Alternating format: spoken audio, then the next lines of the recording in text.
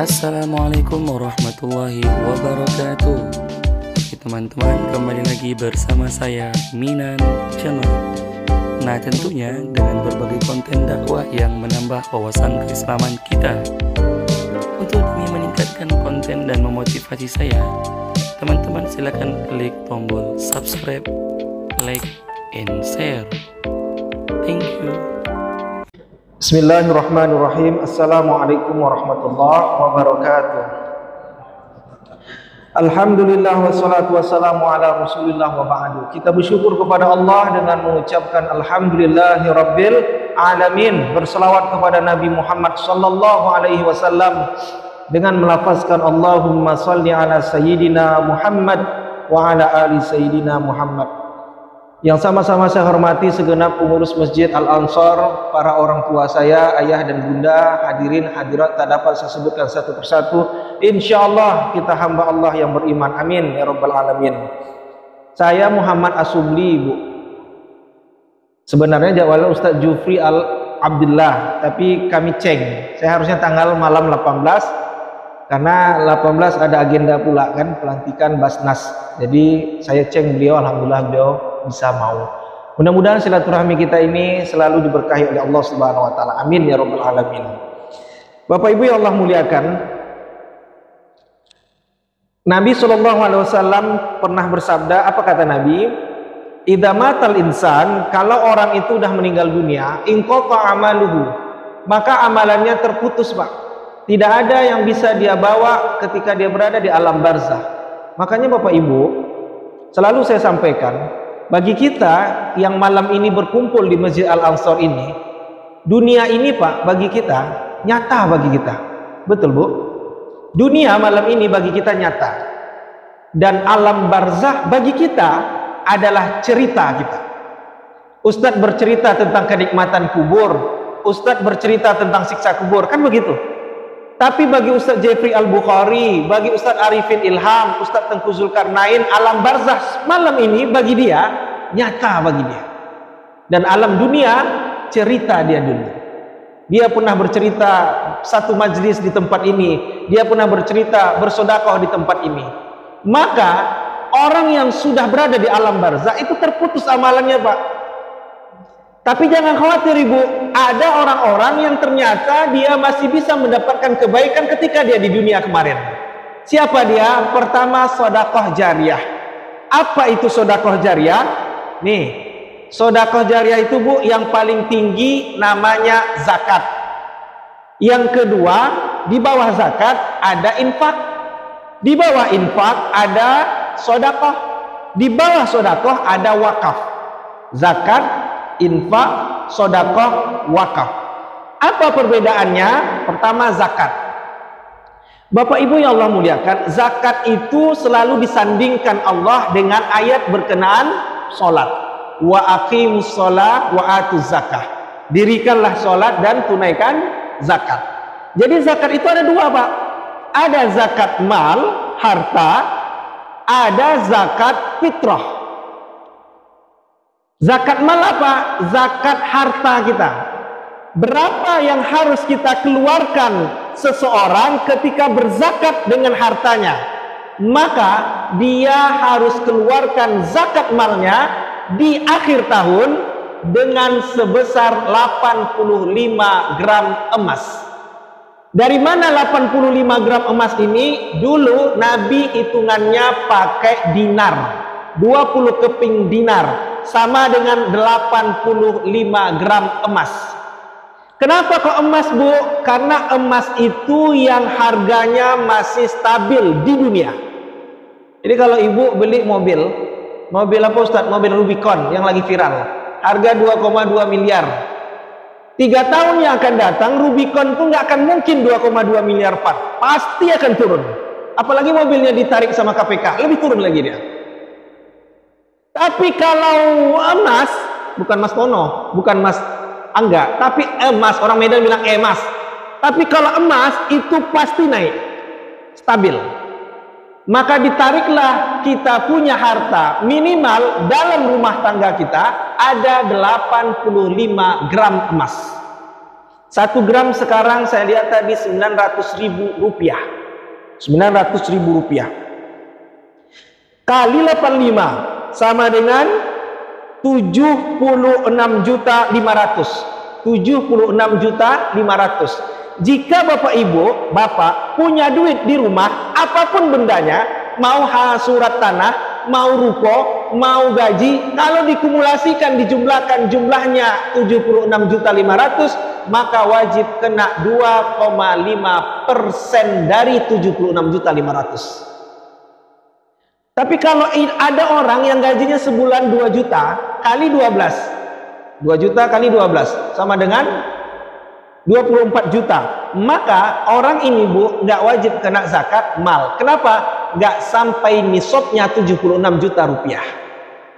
Kalau ada orang gajinya hari ini 5 juta rupiah, 5 kali 12 sama dengan 60 juta rupiah, maka nggak wajib kena zakat mal. Kenapa? Karena belum sampai nisab 85 gram emas. Jadi ingat aja Bu, 85, 85, 85, 85. Ibu tahun 85 ngapain? Ibu ketemu dengan Bapak, alhamdulillah mantap, 85, 85. Jangan diturunkan 58, 58, 85. Nah, itu dia. Jadi paham Pak ya? 85 gram emas. Itu zakat mal. Ada lagi temannya namanya zakat fitrah. Apa pula zakat fitrah? Zakat yang dikeluarkan seseorang di bulan suci Ramadan. Kapan waktunya? Pertama disebut jawaz. Jawaz itu apa? Diperbolehkan waktu itu bayar zakat fitrah. Yang kedua Pak, ada namanya wujub. Wujub itu apa? Afdolnya, wajibnya. Kapan diwajibkan bayar zakat fitrah? Ketika pemerintah sudah mengumumkan sidang isbat 1 Syawal 1444 Hijrah jatuh pada tanggal 22 April misalnya 2023. Maka ketika matahari terbenam jam setengah 7 tanggal 22 April, maka sampai khatib naik mimbar Idul Fitri, ketika khatib katakan Assalamualaikum, maka antara jam setengah 7 malam sampai khatib naik mimbar jam 8 pagi, kalau ada orang hidup di masa itu, lahir dia jam 7 malam, lahir dia jam 12 malam, lahir jam 1 malam, maka wajib kena zakat fitrah. Jadi kalau ibu sekarang lagi mengandung, ya, bapak sekarang misal mengandung, bapak ibu maksudnya lagi mengandung, ketika ibu lagi mengandung, maka sekarang usianya 8 bulan. Dihitung-hitung, kita sekarang udah malam ke-12, berarti 8 bulan, sebulan 30 hari. Kira-kira dia lahir bulan Syawal. Kira-kira yang 8 bulan ini wajibnya kena zakat fitrah? Tidak. Kenapa? Masih dikandung badan. Tapi kalau misalnya dia lahir jam 8 malam tanggal 1 Syawal, maka wajib dia kena zakat fitrah. Itu afdolnya.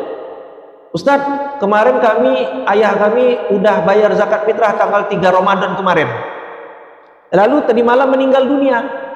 Malam 12 Ramadan. Apakah zakatnya diterima? Iya, tapi tidak boleh ditarik lagi. Jadi kalau ada yang meninggal kemarin tanggal 3 Ramadan, dia udah bayar zakat fitrah, nggak boleh ditarik lagi. Emang ini caleg, gagal dia caleg, ditarik lagi karpet. Nggak betul begitu. Jadi tetap dia bayar, kalau sudah meninggal tidak masalah, pahala dia mengalir. Itu zakat fitrah. Tapi Bapak Ibu, orang Indonesia biasanya bayar zakat fitrah itu sebelum malam takbiran, gitu. Kenapa? Karena malam takbiran itu disitulah dia sudah menyalurkan kepada fakir miskin. Gitu. Orang dah sibuk belayo, orang dah sibuk buat kue baru, orang dah sibuk masang gorden. Jadi nggak sempat lagi malam takbiran. Tapi afdolnya, wujubnya itu di malam 1 Syawal sampai khatib naik mimbar. Itu zakat fitrah. Berapa kilo yang harus diberikan, dikeluarkan? Apa jenisnya? Nabi ada 4. Nabi ada 4 yang dikeluarkan ketika zakat fitrah. Apa dia? Pertama gandum, kedua kurma, ketiga kismis, keempat air susu kambing yang dikeringkan. Bahasa kitanya mentega. 4. Inilah 4 makanan pokok Nabi Muhammad, Bu. Maka sepakat 3 mazhab Syafi'i, Hambali, Ibnu Hambal, itu Maliki, dia sepakat bahwa zakat fitrah wajib dikeluarkan dengan makanan pokok. Imam Hanafi dia boleh menggunakan duit. Itu dia. Jadi boleh pakai makanan pokok. Orang Pekanbaru makanan pokoknya apa? Oh, beras, silakan dengan beras. Orang Meranti makanan pokoknya apa? Sagu, pakai dengan sagu. Tapi lazimnya kita menggunakan beras. Maka beras berikan. Berapa banyak beras diberikan tersebut? Jumlahnya 1 sok. Mahasiswa saya ngajar di UIN, saya bilang, kalian tahu nggak 1 sok itu berapa? 50 kg Ustaz. Itu 1 sak, saya bilang. Ini 1 sok. Beda 1 sok sama 1 sak. 1 sak semen kan 50 kg. Ini 1 sok. 1 sok itu berapa? 4 mud. 4 mud. 1 mud itu berapa? 1 mud itu 7 ons setengah. 7 kali 4 28. Kita lebihkan setengah, berarti 3 kg. 3 kg Bapak Ibu berikan ke amil panitia zakat Masjid Al-Ansor. Tapi saya nggak menyalahkan Kementerian Agama yang memberikan kadar 2,5 kg. Tapi Bapak Ibu, yang namanya memberi itu kasihlah lebih-lebih. Jangan lepas-lepas betul. Apa beras yang kita beli? Itulah beras yang kita makan sehari-hari. Ibu bapak sehari-hari makan belida, topi koki, apalagi anak daro, apalagi harum manis. Maka itulah yang diberikan. Jangan pula makan topi koki pas nanti datang ke Masjid Al-Ansor kasih beras raskim. Itu terlalu namanya itu. Tak boleh begitu. Itu sampilia karing namanya itu. Jadi kasihkan 3 kg. Yang bawa beras silakan, yang bawa duit boleh. Yang nggak betul tuh apa? Yang nggak betul tuh dari rumah bawa duit sampai di masjid transaksi jual beli beras. Itu tak betul. Datang amilnya panitia zakat fitrah Masjid Al-Ansor. Ini 3 kg beras. Datang bapak. Kalau belida 14.000 sekarang sekilo. Kalau topi koki 13.000, anak daro 17.000. Hafal saya Bu, itu yang saya beli sehari-hari. Genapkanlah 15.000 rupiah kali 3, 45.000 rupiah. 5.000 infak sedekah sama masjid. Ibu bawa rumah 50.000 duit. Sampai di masjid sama panitia amal. Saya beli berasnya untuk saya sendiri. Saya terima kata amil. Lalu beli lagi. Ini untuk istri pertama saya. Ini untuk istri kedua saya, istri ketiga, kompek lama-lama kuyak untuk beras gua. Tak betul. Kecuali panitia amil zakat itu di depan gerbang tuh dia sudah nyiapkan 3 kilo belida, 3 kilo topi koki, 3 kilo anak daro. Lalu ibu pilih. Beli sampai di masjid. Inilah beras saya. Itu boleh. Tapi di dalam masjid gak boleh transaksi jual beli beras, tak boleh. Tapi kalau di masjid cuma ngasih duit, boleh ambil sama panitia amil. Tapi jangan jual beli beras yang sama. Itu maksudnya. Ini enggak, beras yang sama dibeli, itu aja berasnya. Kecuali di luar dia udah jual beli beras. Tapi di dalam masjid tak boleh dia jual beli beras. Itu zakat fitrah. Zakat fitrah. Wajib Bapak Ibu. Saya yakin semua jemaah ini mungkin sebagian besar belum bayar zakat fitrah. Betul? Sama, saya juga belum bayar zakat fitrah. Karena saya mau ngambil afdolnya. Tapi nggak apa-apa kalau mau sebelum tanggal 1 Syawal. Itu zakat. Zakat itu wajib Pak. Wajib. Di bawah zakat ada namanya infak. Infak itu apa? Infak itu pemberian seorang muslim dalam bentuk barang atau benda. Saya ulangi, barang atau benda itulah disebut infak. Ibu punya duit, pergi ke toko, lalu beli karpet, lalu karpet itu disedekahkan, diberikan kepada Masjid Al-Ansor, maka karpet itu disebut dengan infak. Bapak punya duit, pergi ke toko AC, lalu beli AC, sumbangkan ke masjid, maka sumbangan AC itu disebut dengan infak.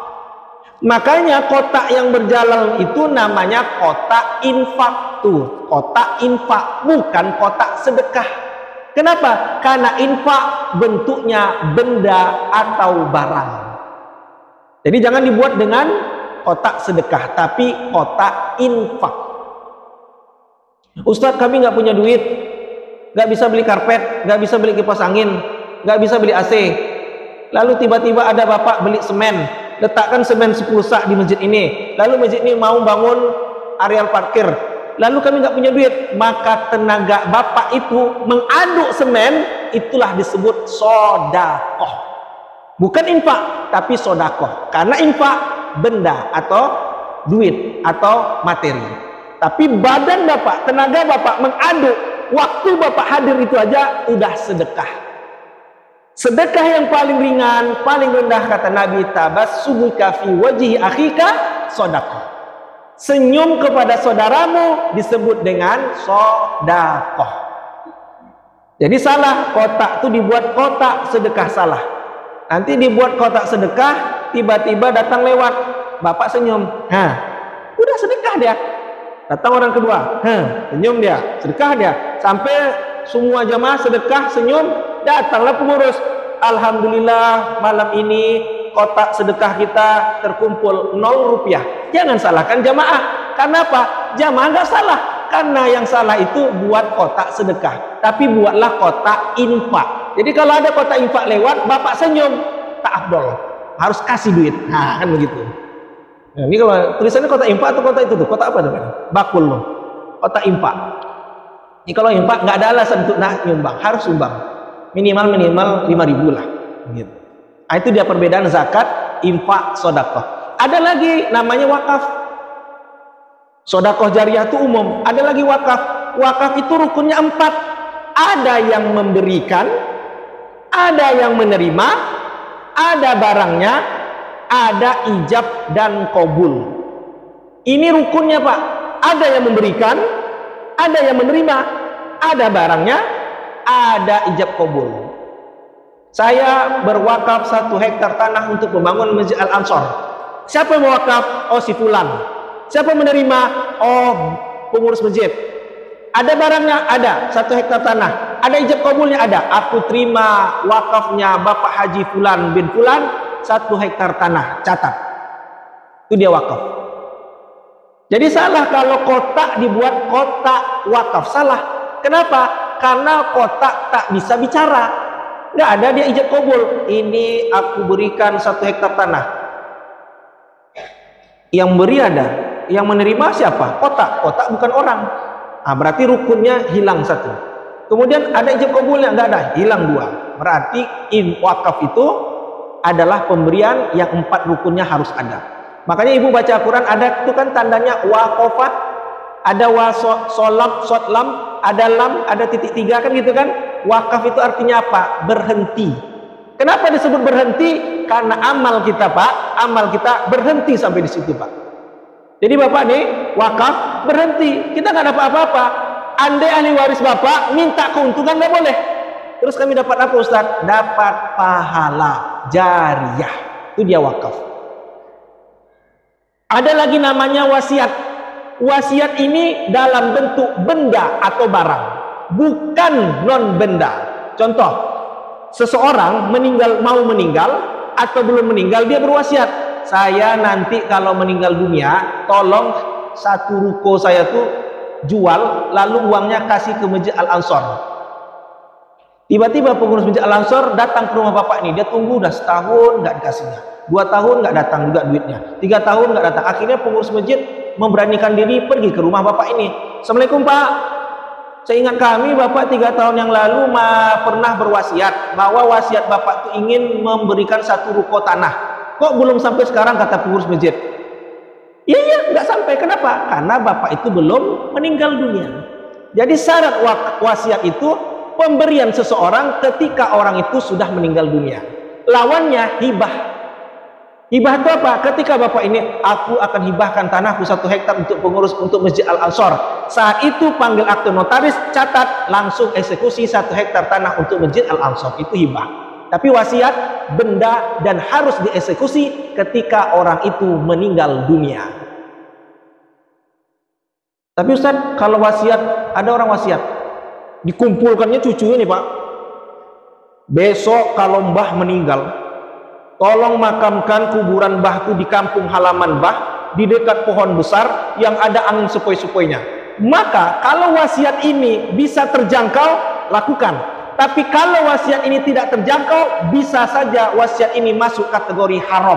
Bapak bayangkan, dia Pekanbaru meninggal, letak pula kampungnya di Medan, Pekanbaru ke Medan 12 jam, belum lagi dia cari dekat pohon yang besar yang angin sepoi-sepoi, perjalanan 6 jam, maka tidak boleh dilakukan. Kenapa? Karena wasiatnya bukan dalam bentuk benda. Tapi nanti Ustaz khawatir nanti hantunya bergentayangan. Nah, itulah sering nonton Indosiar, rahasia ilahi itu. Nah, jadi begitu Bapak Ibu yang Allah muliakan. Jadi wasiat itu benda, barang, bukan jiwa. Tapi kalau terjangkau nanti kalau Bapak meninggal, letakkanlah di Simpang Palas. Masih terjangkau nggak Bapak? Kenapa Mbah letak di Simpang Palas? Itu tempat istri pertama Mbah. Berarti Mbah banyak istrinya ya? Ketahuan juga akhirnya kan.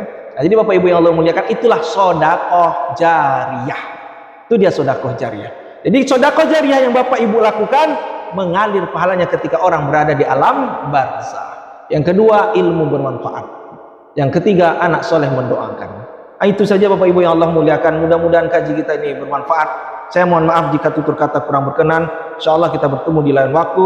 Terima kasih. Usikum binafsi bitaqwallah. Wassalamualaikum warahmatullahi wabarakatuh.